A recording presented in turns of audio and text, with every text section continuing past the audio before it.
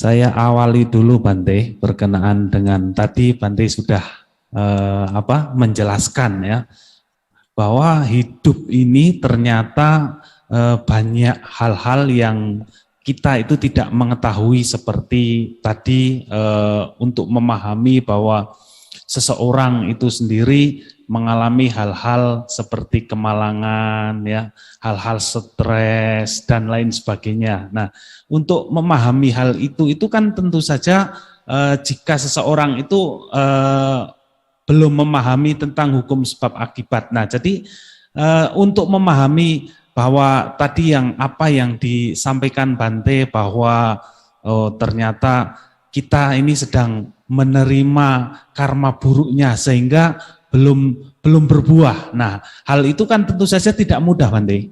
Nah, untuk itu kiat-kiat apa yang kiranya harus dimiliki, pandangan yang bagaimana sehingga seseorang itu memiliki hal yang demikian atau pandangan bahwa oh ini berarti walaupun saya sudah melakukan hal-hal yang baik namun karma baik saya ini belum berbuah. Nah, pandangan yang demikian ini belum tentu semua orang bisa gitu Bante. Jadi kiat-kiat bagaimana Bante?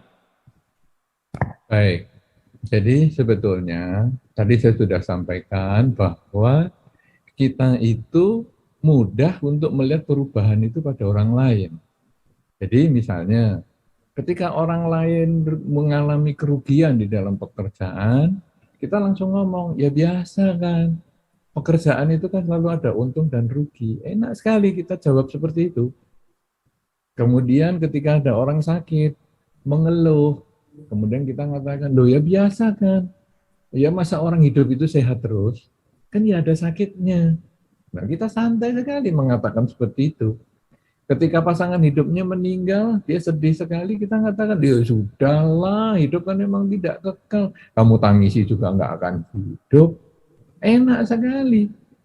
Tapi coba, itu kembali ke diri kita.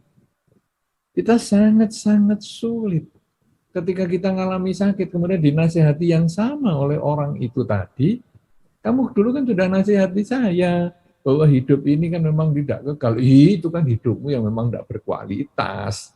Ya memang kalau kamu sakit sih dunia ini tidak akan berkurang apa-apa sih. Malah kalau kamu mati mungkin ya dunia lebih bahagia karena kamu memang kurang bermanfaat lah untuk hidup ini. Tapi kalau saya ini kan beda. Oh saya, nah kita sudah sulit untuk menerima itu. Nah tetapi justru kita dikenalkan. Makanya Dhamma ini kan berbicara tentang kesunyataan, berbicara tentang kenyataan di dalam hidup. Jadi mudah kalau kita mau lihat itu mudah. Tapi kalau dikatakan tadi oleh Romaris, wah kok sulit ya? Tidak apa-apa.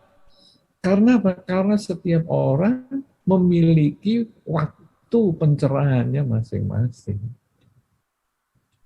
Misalnya saja kita mungkin dulu waktu sekolah diajarkan beberapa rumus misalnya.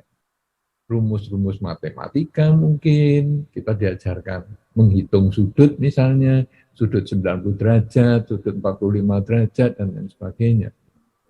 Kita hari itu nggak ngerti-ngerti.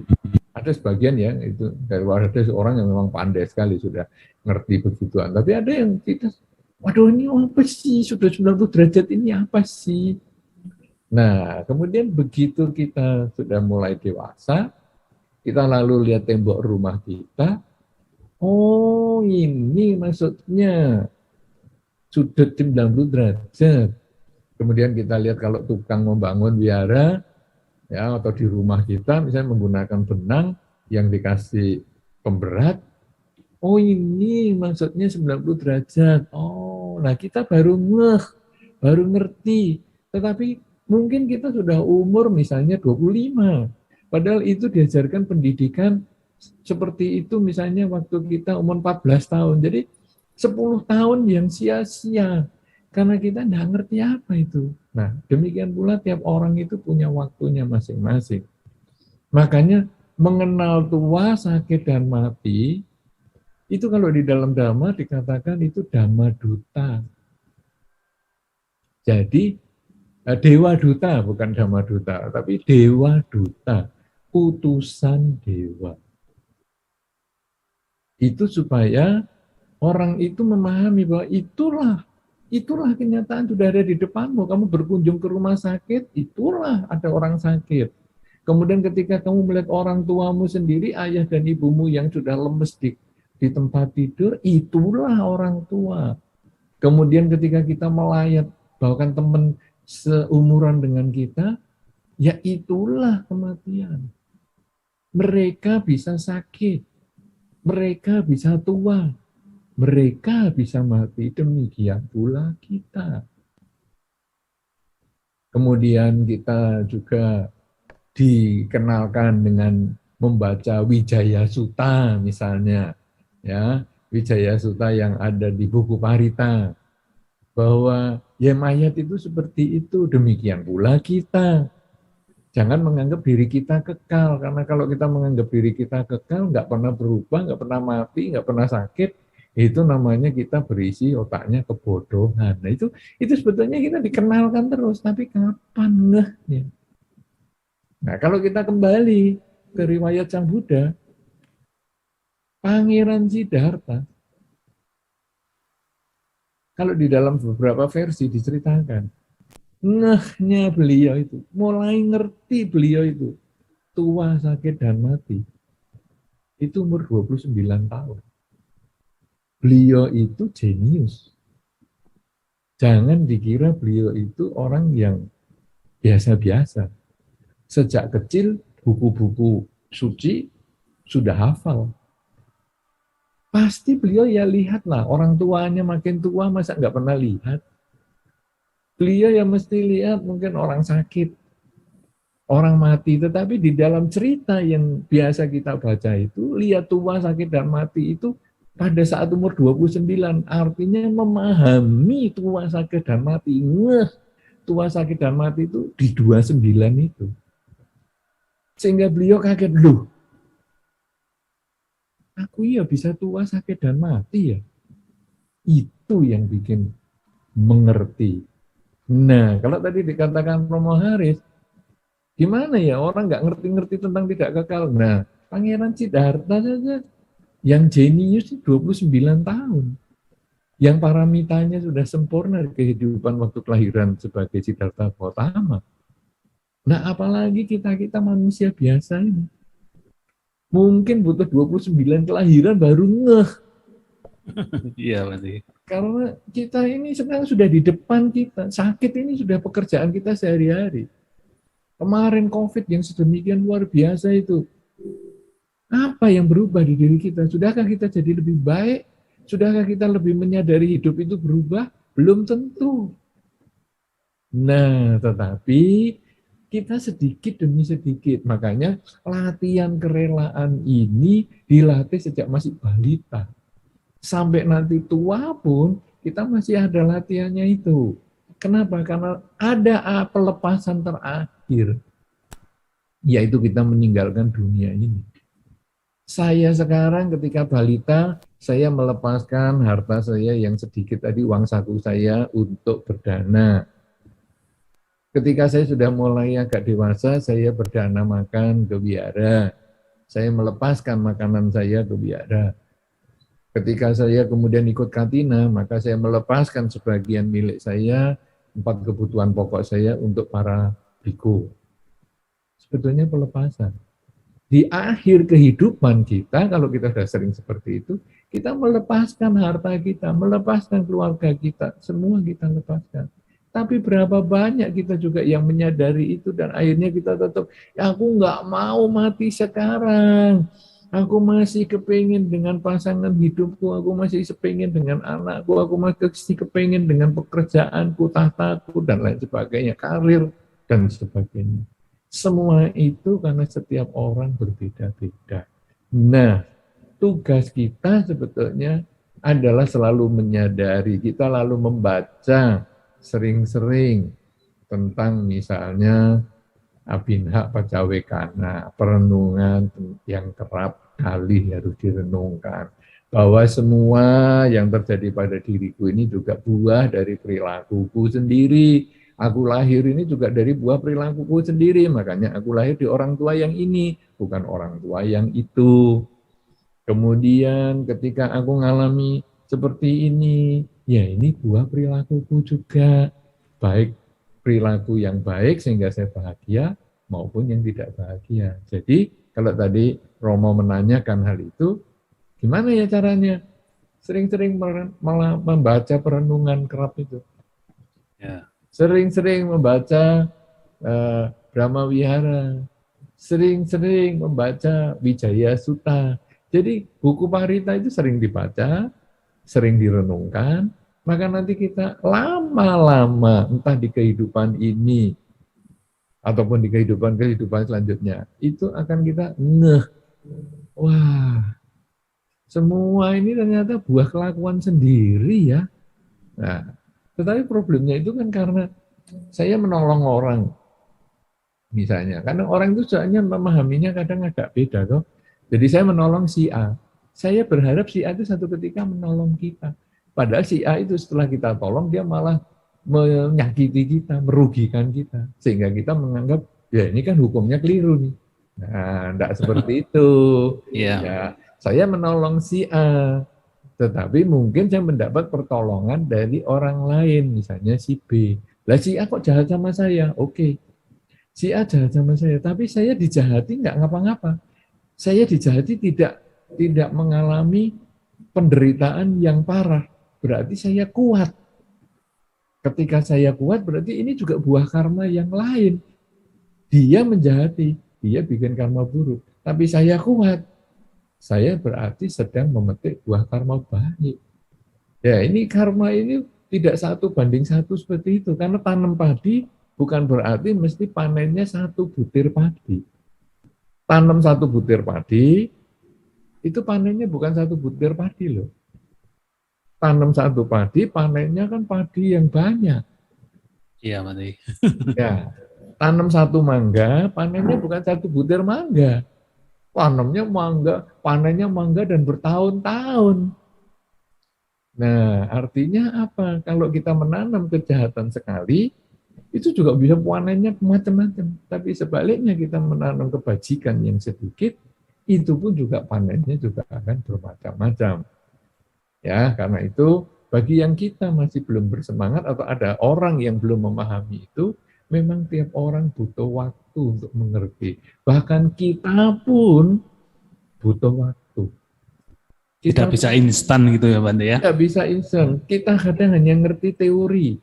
Makanya kalau tadi saya berbicara tentang kerelaan toh, sebetulnya masih ada kemoralan dan konsentrasi atau latihan meditasi itu sebetulnya nanti untuk mendorong kita untuk bisa lebih memahami bahwa hidup ini hanya satu proses.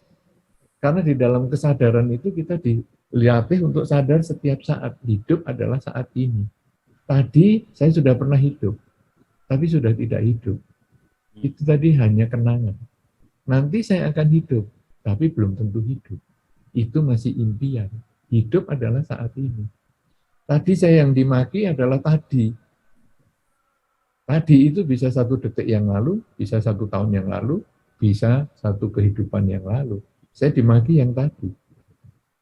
Saya yang sekarang sudah usianya lebih dari 1 detik.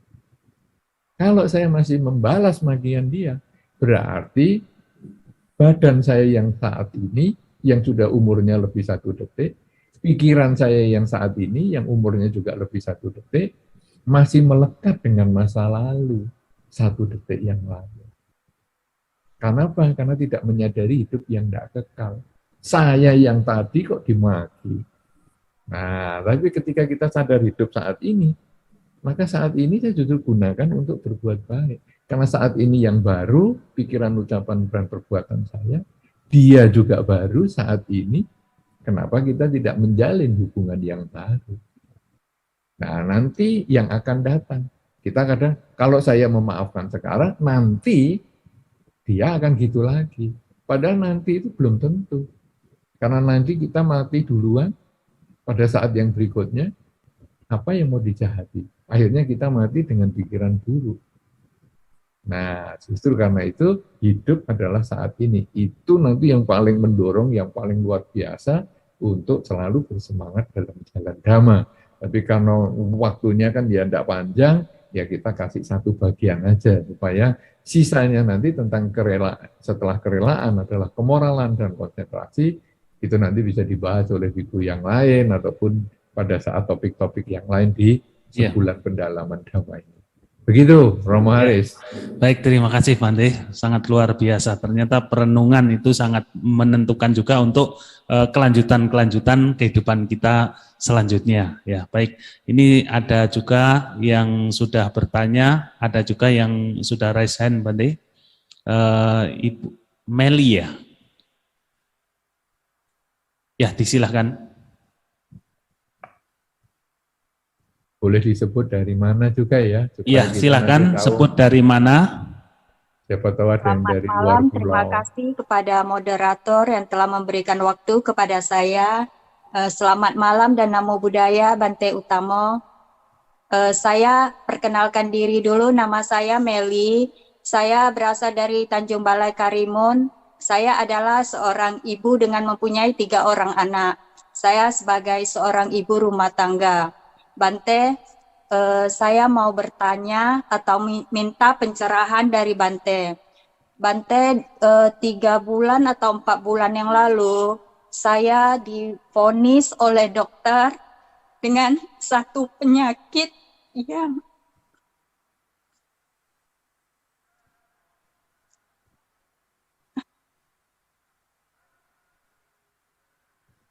Iya, lanjut.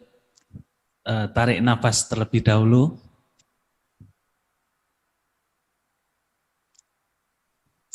saya divonis dokter dengan satu penyakit mungkin yang sangat ditakuti oleh semua orang. Mungkin pada saat ini saya sedang menerima atau memetik hasil karma buruk yang telah saya lakukan, dan saya juga sedang belajar tentang Dharma yang masih belajar, Bante. Jadi saya, dalam pikiran saya saat ini, kematian itu sudah ada di depan mata saya. Dan saya pun kayak dikejar-kejar untuk disuruh melakukan perbuatan baik sebanyak-banyaknya. Namun saya pun tidak tahu apa yang harus saya lakukan saat ini dengan kondisi saya begini, Bante. Jadi saya minta pencerahan dari Bante, apa saja yang harus saya lakukan di saat kondisi saya begini, Bante. Terima kasih, Bante. Baik. Langsung dijawab atau bagaimana? Ya, silakan langsung aja, Bante. Oke. Baik. Ibu Meli, ya saya ikut prihatin dengan kondisi kesehatan yang Ibu alami. Mudah-mudahan tidak terjadi seperti yang Ibu pikirkan ataupun yang orang lain alami. Karena setiap orang mempunyai timbunan kebajikan masing-masing, sehingga tidak selalu sama hasilnya. Kondisi sakit yang mungkin diumumkan ataupun yang Ibu ketahui itu sehingga merasa ya kematian bisa lebih dekat daripada yang seharusnya, lalu sudah memahami bahwa memang kita harus mengisi hidup dengan kebajikan. Kebajikan di dalam Dharma itu tidak selalu harus melakukan kegiatan fisik yang mungkin Anda tidak mampu kerjakan. Misalnya membersihkan wihara mungkin belum tentu, ya, atau harus sering ke wihara, sembahyang juga belum tentu. Tapi ketika Anda bisa di rumah selalu mengembangkan pikiran positif, itu pun juga baik. Jadi pikiran positif ini paling penting, karena dari pikiran positif maka muncullah ucapan yang baik dan juga perilaku yang baik. Pikiran positif ini apa yang perlu kita kerjakan sekarang? Salah satunya ketika Ibu mengalami kegelisahan, ketika Ibu mengalami ketakutan, kecemasan, dan lain sebagainya, memikirkan nanti masa depan saya gimana dengan anak saya yang 3 dan sebagainya, cobalah mengisi dengan kalimat, semoga semua makhluk berbahagia. Jadi, pikiran jangan ditakut-takuti sendiri, tapi cobalah dengan pikiran netral, semoga semua makhluk berbahagia. Karena semoga semua makhluk berbahagia itu, kita makhluk, semoga kita bahagia. Anak-anak makhluk, semoga anak-anak bahagia. Keluarga besar makhluk, semoga keluarga besar bahagia. Dengan pikiran yang positif seperti ini, maka banyak kejadian orang-orang dengan penyakit tertentu yang berat sekalipun bisa membaik kondisinya. Saya ingat dengan satu pengalaman yang pernah terjadi beberapa waktu yang lalu. Ada seorang ibu yang sudah terbaring di rumah sakit dan tidak sadar. Sehingga dokter kemudian menyarankan kepada keluarga untuk ibu ini disuntik saja, untuk suruh dibawa pulang saja. Jadi sudah tidak ketulungan lah. Dan kalau orang yang sakit ini kadang-kadang sadar, kadang-kadang enggak, kadang-kadang sadar, dia mengatakan, aku disuntik mati saja dok. Ya tentu dokter tidak mau melakukan itu, tetapi dokter mengatakan ini sudah enggak ada harapan, ini pulang aja. Kurang berapa bulan, kata keluarganya? Kurang 3 bulan. Wah, keluarganya sudah siap-siap, ya, mau bawa pulang dan lain-lain, mau suntik mati tadi yang pasiennya dan sebagainya. Tapi umat Buddha mengatakan, umat Buddha di kota itu, kamu jangan disuntik mati, kita bantu baca parita. Nah, ini kejadian kan sebelum COVID kemarin. Jadi akhirnya umat Buddha wihara itu sering sekali tiap hari datang baca parita di situ. Dan tidak lama ibu itu menjadi lebih sehat. Karena ketika sering dibacakan parita, pikirannya positif. Dan dia lebih sehat. Nah, satu ketika dia mengatakan, waktu saya juga hadir di situ, nanti kalau saya memang benar-benar sehat, saya mau ke wihara tiap hari 3 bulan. Nah, tidak lama setelah itu dia betul-betul memang sehat. Dan dia mewujudkan niatnya, dia tiap hari ke wihara selama 3 bulan. Entah bersih-bersih wihara, entah ya dana makan, entah ya cuci-cuci, makan piring, makan, dan lain sebagainya. Dan akhirnya, sejak dia divonis 3 bulan oleh dokter itu, dia masih bisa hidup, membaktikan dirinya untuk Dharma, bersemangat selalu di dalam jalan Dhamma, selama 3 tahun. Setelah 3 tahun kemudian dari vonis yang 3 bulan itu, beliau baru wafat dengan tenang, tanpa kesakitan, di rumah sendiri. Artinya ini adalah ketika pikiran kita tenang, kita itu bisa mengubah jalan hidup kita sendiri. Jadi ibu juga saya menyarankan, kalau memang ibu tidak bisa ngapa-ngapa, dalam satu kondisi tertentu tadi mengatakan ya tidak tahu apa yang dikerjakan, mau berbuat baik juga nggak ngerti apa yang dikerjakan, minimal ibu berpikir yang baik dulu. Semoga semua makhluk bahagia, semoga semua makhluk bahagia. Kalau perlu waktu ibu sehari-hari itu diisi dengan kalimat itu. Bisa menggunakan tasbih misalnya, sehingga mengatakan semoga semua makhluk bahagia itu per tasbih, itu per biji tasbih. Semoga semua makhluk bahagia, semoga semua makhluk bahagia, semoga semua makhluk bahagia. Terus seperti itu. Kalau bisa bahasa palinya ya sabe sata bawantu sukitata, sabe sata bawantu sukitata. Terus dikatakan seperti itu. Maka hari-hari yang ibu miliki, entah itu masih panjang ataupun tinggal sedikit, akan berisi hal-hal yang positif. Selalu bersemangat di jalan Dhamma. Sehingga ketika akhir kehidupan ini benar-benar terjadi, lebih banyak kebajikan yang sudah Anda lakukan daripada kegelisahan, ketakutan, kecemasan, dan lain sebagainya. Dengan cara seperti ini salah satunya tentu akan bisa ibu kerjakan walaupun di rumah. Tapi kalau seandainya ibu bisa berbuat baik keluar dari rumah, misalnya entah itu ke wihara, ataupun entah itu membantu di panti asuhan tertentu, di rumah panti jompo, ataupun apa saja itu bisa lakukan dengan tubuh Anda, dengan ucapan Anda, dan cara berpikir Anda, maka semakin bermanfaat hidup kita ini. Kalau ibu dikatakan sakit yang berat, mungkin usia diperkirakan sekian lama, sebetulnya kita semua walaupun tidak sakit, sebetulnya kita tidak bisa memperkirakan sisa usia kita.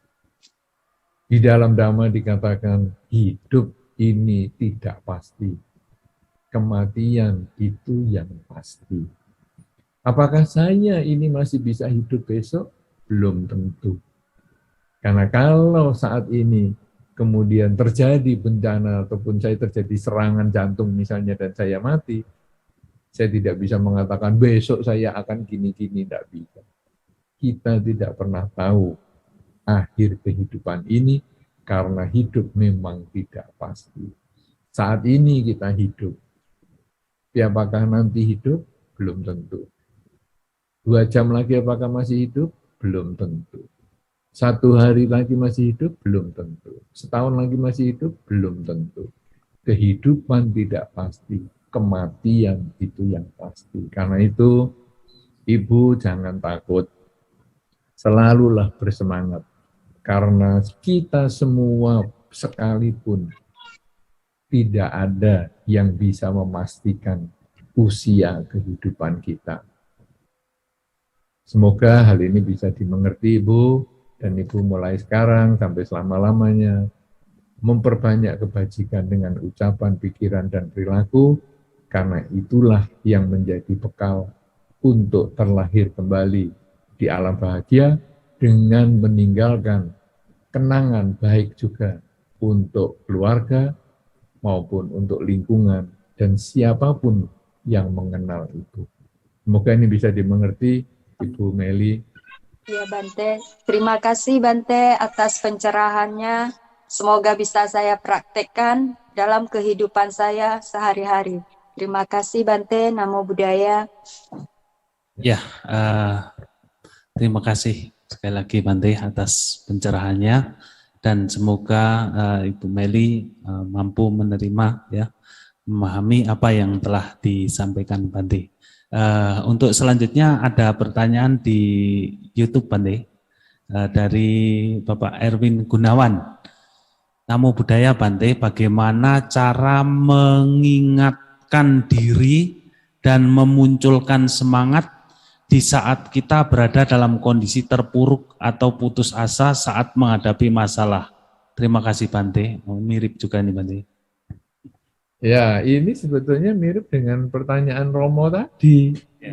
Ya, Romo Haris tadi kan sudah menyampaikan di awal nih, gimana ya kita mengingatkan. Nah, inilah membaca cerita lebih sering ya. Kemudian jangan lupa teman itu juga penting. Makanya kadang-kadang kita perlu ke wihara supaya kita juga memahami, dia itu dulu juga pernah terpuruk loh, akhirnya bisa bangkit. Nah, itu sebetulnya testimoni seperti itu penting.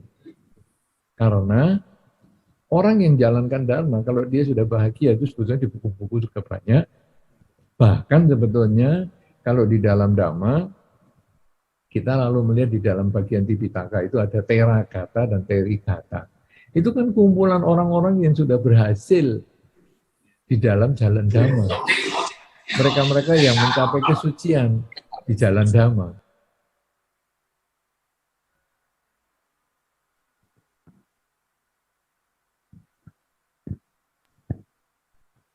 Ya. Jadi kalau ada Terigata itu sebetulnya adalah orang-orang yang di zaman dulu, zaman Sang Buddha yang punya pengalaman menjalankan Dhamma dan selalu bersemangat sampai mencapai pencerahan.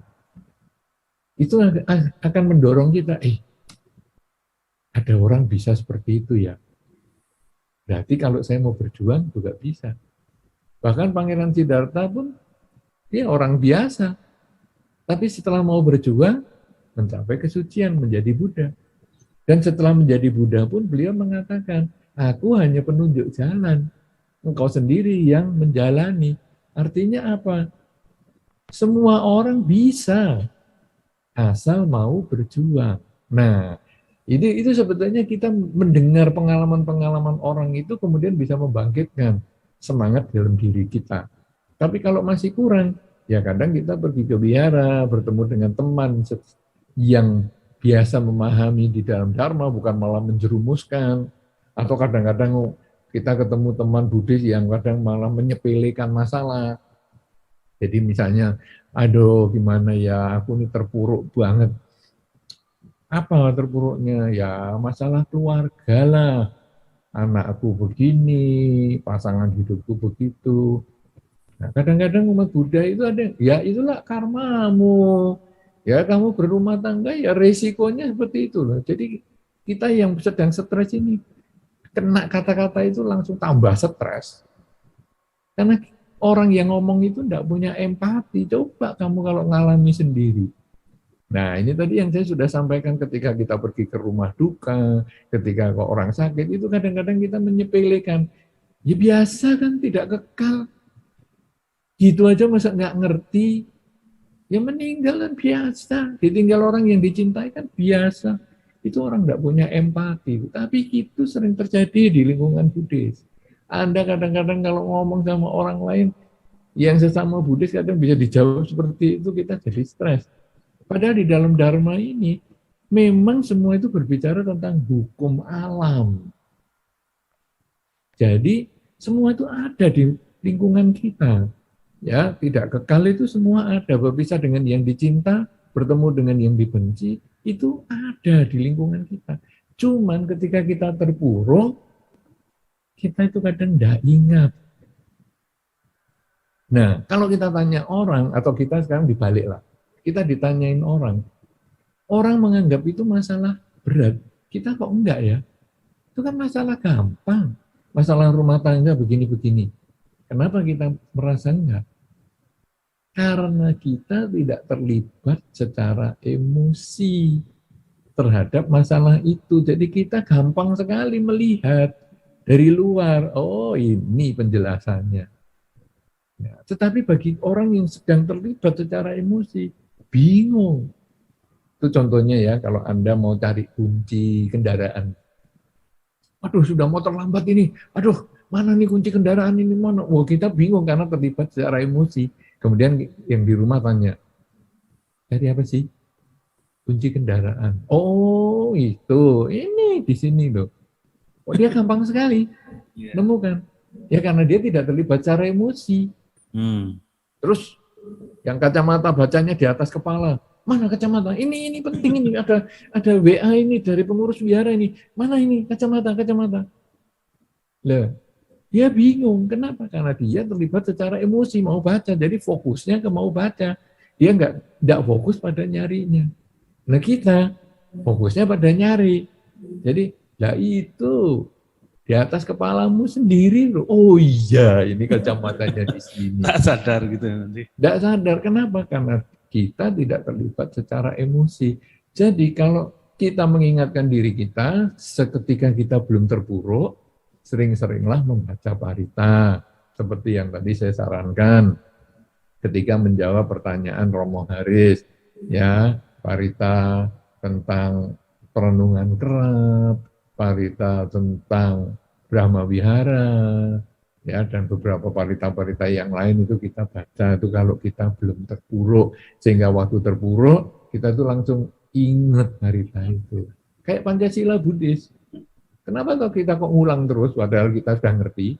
Bahkan kadang kalau ada biku saja kebaktian juga, Bante, permohonan sila. Loh, kenapa harus permohonan sila padahal kan hafal sendiri. Ya bahkan bantenya kadang bisa kelupaan. Ya pernah kejadian itu. Bantenya dari sila 1 langsung masuk ke sila 3.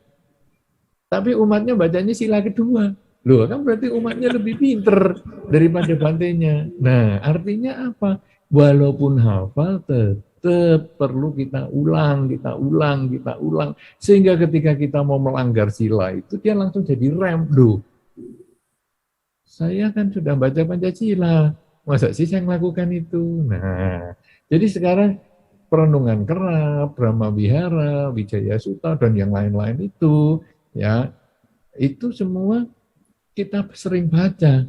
Sehingga pada saat nanti ada kejadian terburuk, kita tuh jadi ingat, iya ya, itu kan ada juga bahwa seperti batu karang yang besar, puncaknya menjulang ke angkasa, yang satu ketika terkikis angin dari 4 penjuru juga dia akan roboh.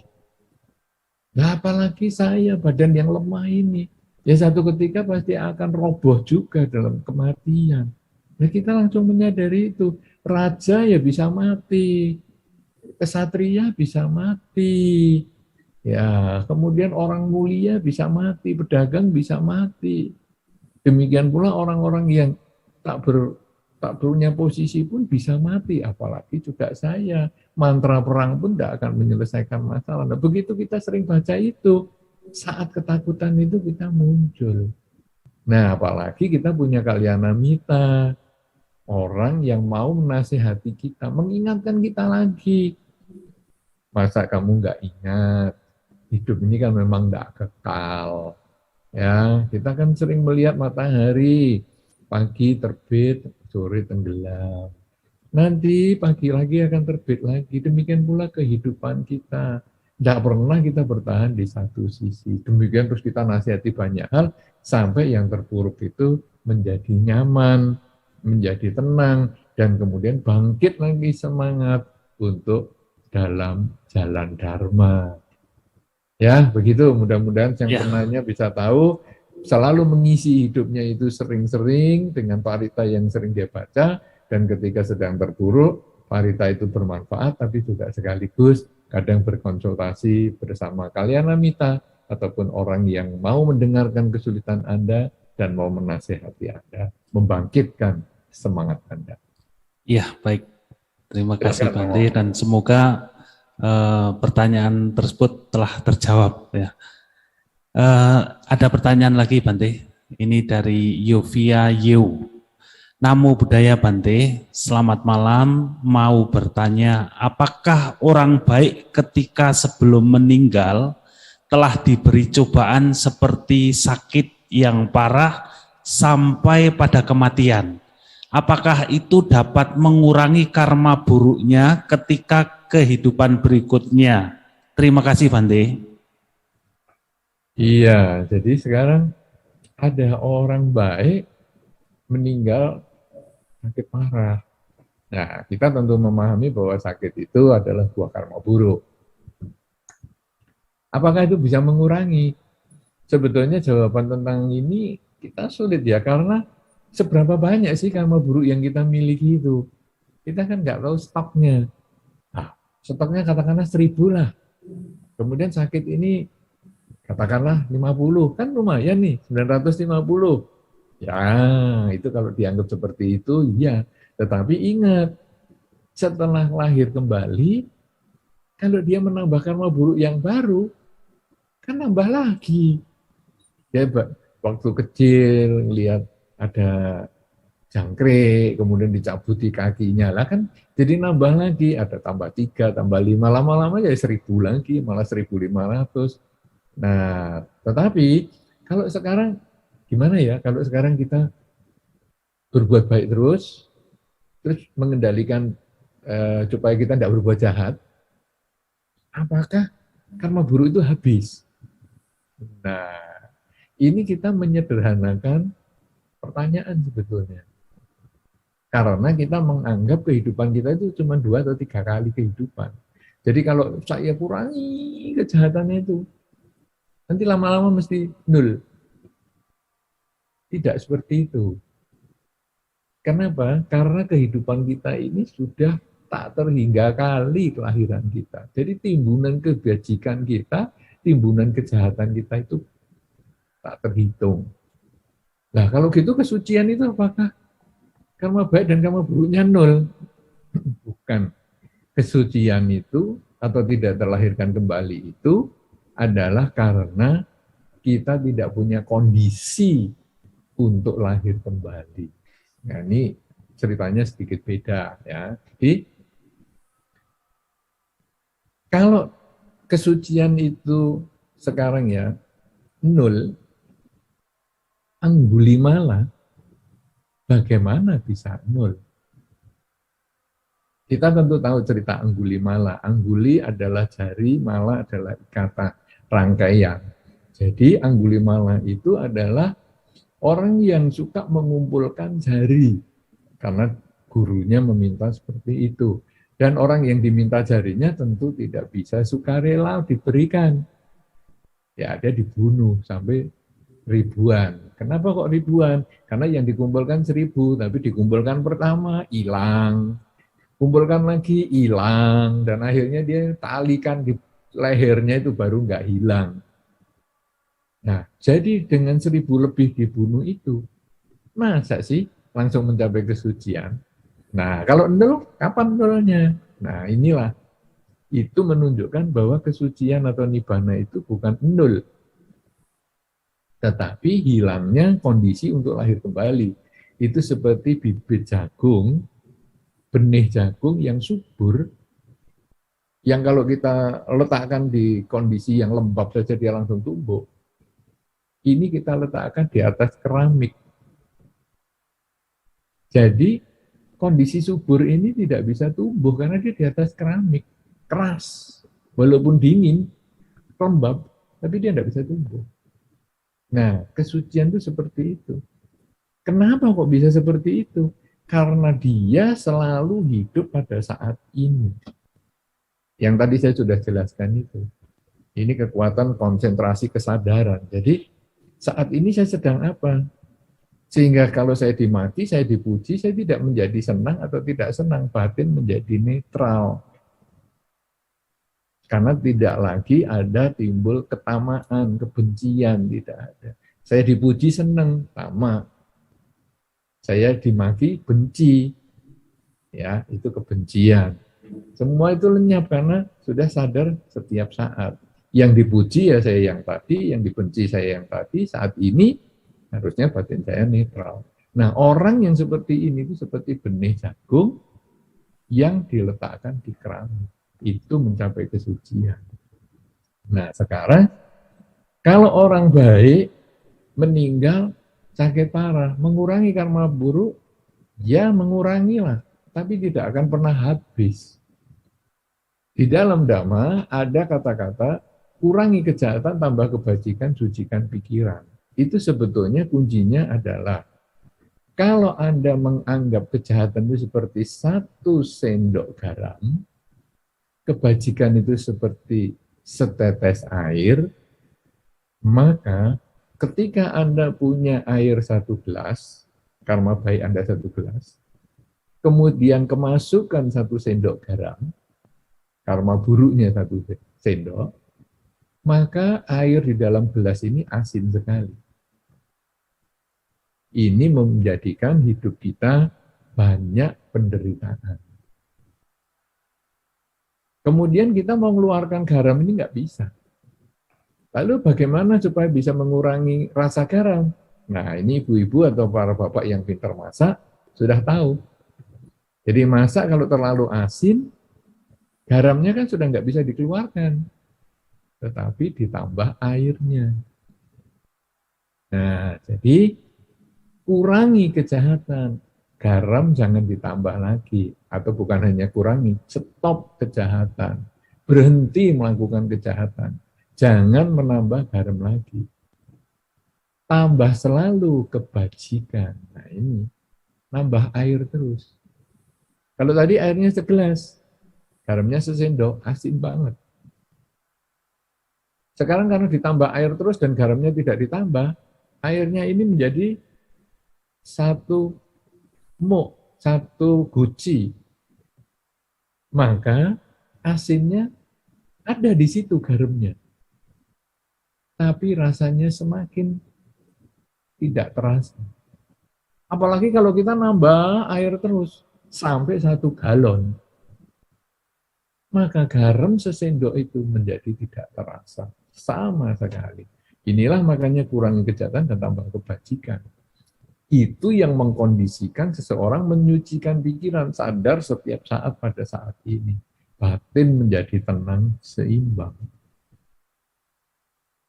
Dan itulah pencapaian kesucian. Jadi kalau cuma orang sakit, karena dia baik kemudian berkurang, ya bisa saja. Ya, tetapi itu di zaman Sang Buddha sudah ada pertapa-pertapa yang menyiksa diri. Ya, jadi berdiri di satu kaki sampai bertahun-tahun, ya, mengangkat tangan sampai bertahun-tahun, sampai tangannya sudah nggak bisa digunakan. Lalu ditanya oleh Sang Buddha, kenapa kamu? Karena saya mematangkan karma buruk. Lah kamu tahu jumlahnya karma buruk itu berapa? Nggak tahu. Nah, kalau kamu mau mematangkan karma buruk, lebih baik kurang kejahatan, tambah kebajikan, sucikan pikiran. Mau kejahatannya dulu berapa, nggak tahu. Pokoknya saya sekarang berhenti. Tidak melakukan kejahatan dengan pikiran, ucapan, maupun perilaku. Dan melakukan kebajikan dengan pikiran, ucapan, dan perilaku. Menambah air sebanyak-banyaknya. Itu yang akan mengkompensasikan rasa asin garam menjadi rasa tawar karena airnya banyak. Ya, jadi pertanyaan tadi memang benar. Apakah orang baik sebelum meninggal sakit parah itu bisa mengurangi karma buruknya? Saat itu memang betul, tetapi tidak bermanfaat sama sekali karena itu nilainya kecil. Jadi Anda pun tidak perlu juga menyiksa diri seperti pertapa zaman Sang Buddha untuk mengurangi karma buruk. Ya tidak perlu juga, karena itu tidak bermanfaat. Lebih bermanfaat kurangi kejahatan atau stop kejahatan, tambah kebajikan, sucikan pikiran. Itulah jalan dharma yang harus selalu dijalani dengan penuh semangat. Silakan, Romo Haris. Ya, baik Bante, luar biasa penjelasannya Bante. Namun karena ini berbatas dengan waktu Bante, ya sebenarnya masih banyak pertanyaan, namun karena waktu, jadi kita cukupkan sampai di sini Bante. Ya, jadi mungkin bisa dikasih closing statement dari SPD malam hari ini Bante. Baik, terima kasih Romo Haris dan terima kasih juga para penanya yang luar biasa. Ya, walaupun kita pertanyaannya sedikit, tetapi sebetulnya saya sudah menguraikan sedemikian banyak hal yang tentu akan menjadi bermanfaat dan bisa menjawab mungkin beberapa pertanyaan-pertanyaan yang belum Anda ajukan. Bahwa sesungguhnya jalan dharma kita itu bukan hanya berhenti sampai sini, tetapi kita akan terus lakukan karena jalan dharma ini adalah menuju ke pencerahan. Yang tadi dijelaskan itu adalah kerelaan, yaitu mengembangkan kerelaan yang semaksimal mungkin, itu hendaknya dilakukan bersama-sama dengan kemoralan. Kemoralan minimal tidak membunuh, mencuri, berzina, bohong, dan mabuk-mabukan, 5 sila minimal. Tetapi kalau bisa 8 sila sesekali ataupun selama periode tertentu, misalnya Anda tadi pada waktu awal acara juga membaca 8 sila, itu juga bagus, latihan pengendalian diri, yang juga sebetulnya merupakan bagian dari kerelaan. Karena ketika Anda rela tidak makan setelah jam 12, itu adalah pengendalian diri. Anda rela tidak nonton, Anda rela tidak buka HP, Anda rela untuk tidak bergonjing atau tidak bergosip, Anda rela untuk tidak membunuh nyamuk walaupun nempel di diri Anda rela untuk duduk dan berbaring di tempat yang sederhana.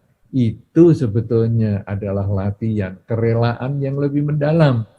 Dan kalau kita belajar meditasi kesadaran, itu lebih mengembangkan kerelaan lagi, bahwa saya yang tadi saya sudah relakan, apakah itu dipuji ataupun dicela, itu adalah saya yang tadi, karena saya yang sekarang kelanjutan dari yang tadi. Saya yang sekarang akan menjadi saya yang nanti, tapi belum tentu.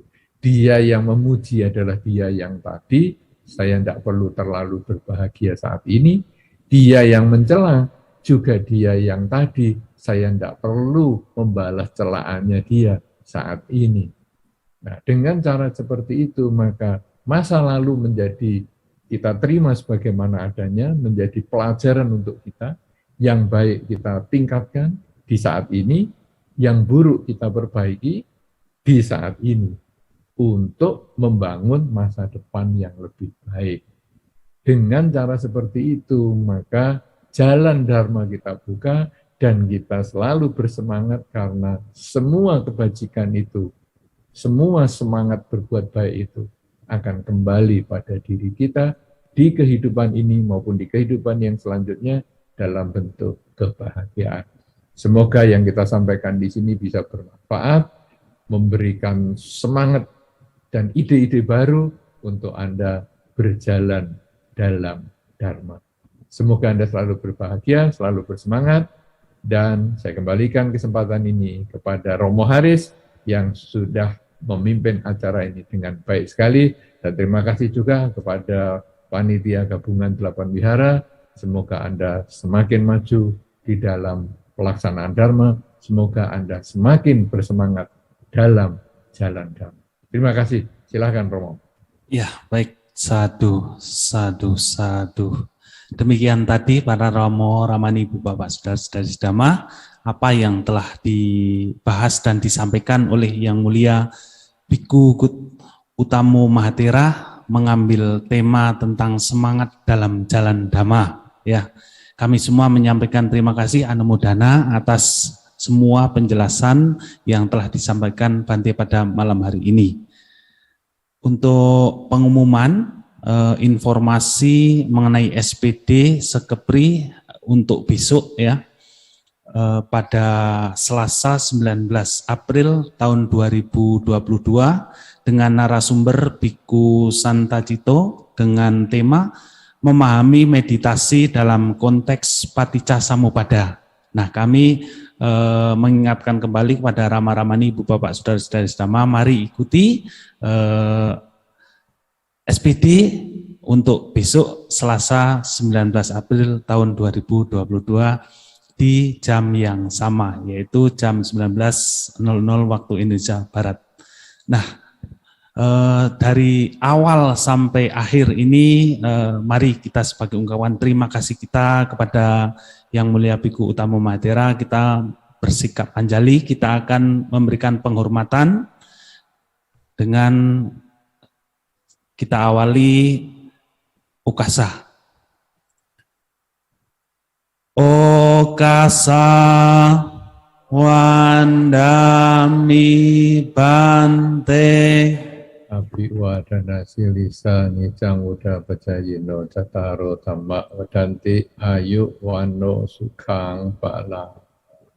Sadu, sadu, sadu.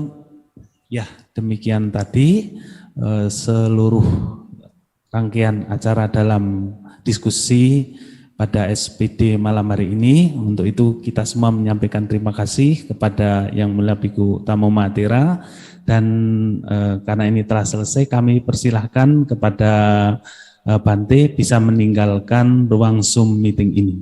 Terima kasih Bante. Baik, terima kasih. Saya akan pamit dulu. Sampai jumpa di lain kesempatan. Ya.